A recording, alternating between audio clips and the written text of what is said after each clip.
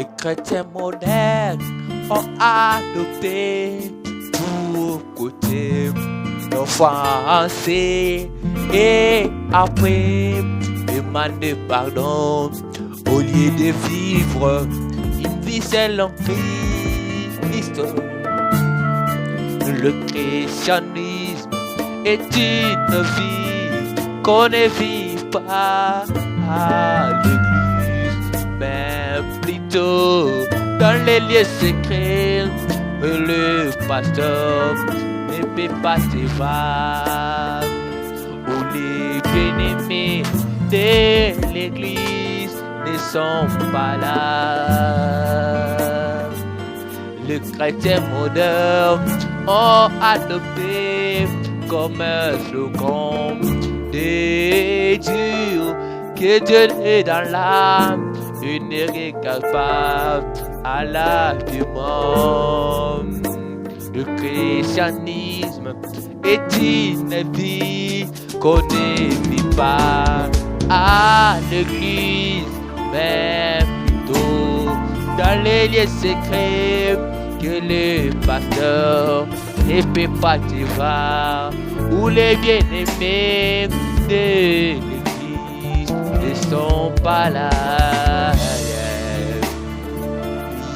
Je crois que Dieu ne regarde pas à l'habillement, mais je sais aussi que mon Dieu est ordonné et ne peut pas faillir sa parole à cause de sa parole, mais sa parole, elle, se complète. Le christianisme est une vie qu'on ne vit pas à l'église, mais plutôt dans le lieu secret que le pasteur ne peut pas te voir, où les bien-aimés de l'église ne sont pas là.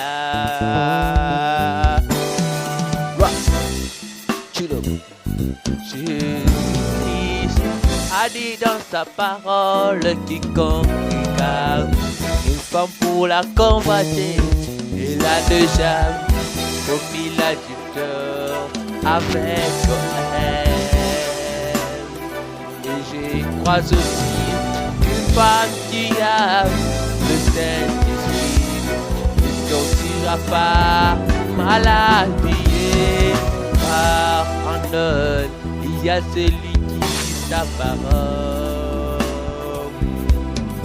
Le christianisme est une vie qu'on ne vit pas à l'église, mais plutôt dans le lieu secret que le pasteur ne peut pas te voir, où les bien-aimés de l'église ne sont pas là.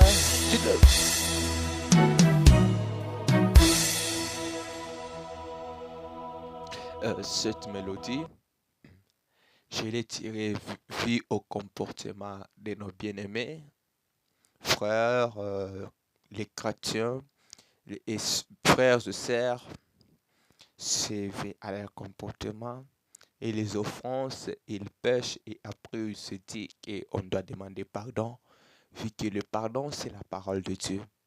Mais ça, ce n'est pas le christianisme.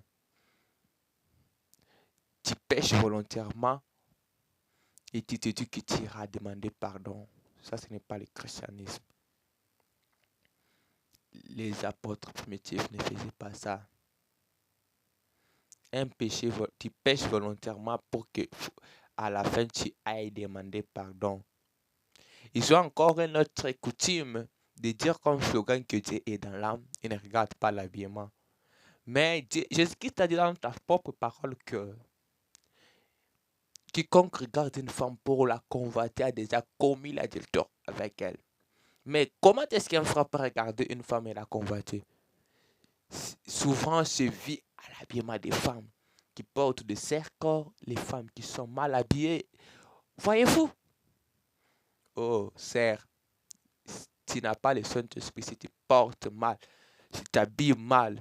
Parce que Christ lui-même, si il est en toi, lui, la personne qui vit sa propre parole, s'il est en toi, tu ne sortiras pas mal habillé. Parce que lui-même sera là pour vivre sa propre parole. Alors comment est-ce qu'il peut être en toi et te laisser sortir mal habillé? Ça, je ne crois pas. Je ne crois pas à un Dieu pareil. Parce que il ne peut pas faire faillir sa parole à cause de sa parole. Il est la personne qui vit sa parole. Sa parole se complète. J'ai déjà remarqué quelque chose dans la Bible. Tu peux lire ici, tu n'as pas bien compris, tu lis d'autre part, là, tu vois que tu commences à comprendre un peu quelque chose. Hein? La parole de Dieu, elle se complète. On comprend la parole de Dieu avec la parole de Dieu. Tu ne peux pas, là, tu n'as pas le Saint-Esprit.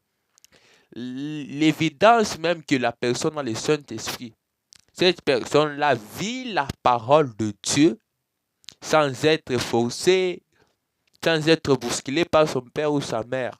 Amen. Que Dieu vous bénisse.